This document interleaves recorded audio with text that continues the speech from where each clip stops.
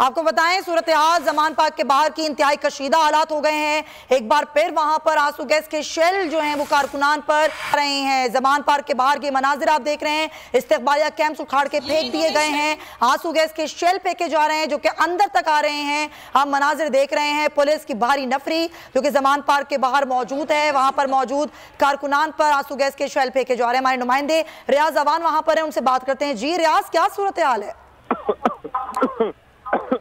जी यहाँ पर ये सूरत हाल है कि आंसू गैस का इस्तेमाल हो रहा है और डीआईजी ऑपरेशन इस्लामाबाद शहजाद बुखारी जो है वो जख्मी हो गए हैं। उनको एम्बुलेंस में डालकर यहाँ से हॉस्पिटल मुंतकिल किया गया है और उसके अलावा कुछ इस्लामाबाद पुलिस के और भी एहलकार हैं वो भी जख्मी हुए हैं। लेकिन अभी एक ASI थे हनीफ, उनसे हमारी बात हुई तो उनका ये कहना था कि हर सूरत वो ऑर्डर को तामील करवाएंगे जो अदालती ऑर्डर है।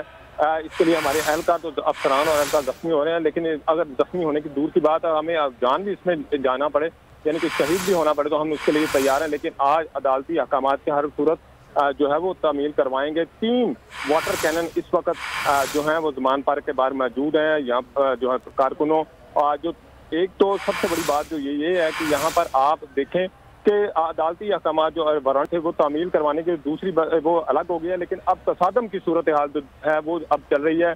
पुलिस पर अभी पथराव किया जा रहा है, लेकिन पुलिस जो है वो भी गाहे बगाए। तो रियाज, ये अब जो आंसू गैस के शेल हैं ये जमान पार्क के अंदर भी फेंके जा रहे हैं? जी बिल्कुल। जब डीआईजी ऑपरेशन शहजाद बुखारी जो थे वो जब जमान पार्क के हाथे में